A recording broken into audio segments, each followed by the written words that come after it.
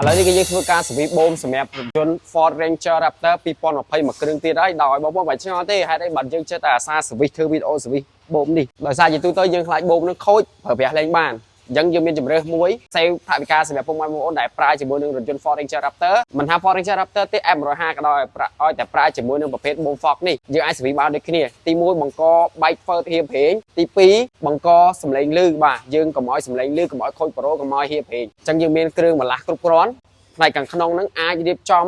សម្រួលបាទបញ្ហានេះសម្រាប់រថយន្តពុកម៉ែបងប្អូនបានហើយនៅក្នុងនេះផងដែរក៏មានបន្ថែមជាមួយនឹង air filter